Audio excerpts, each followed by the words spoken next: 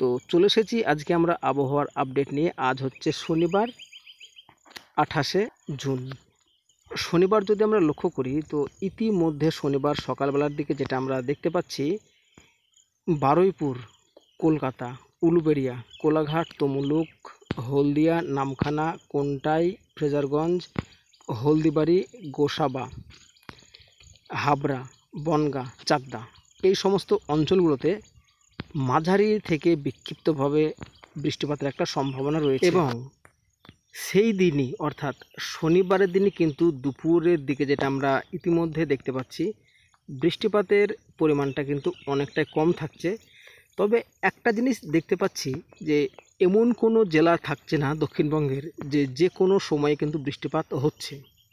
তো অর্থাৎ ব্যাপারটা এটাই হলো, দক্ষিণবঙ্গের সমস্ত জেলাতে কিন্তু কখনো না কখনো বিক্ষিপ্তভাবে বৃষ্টিপাত হবে।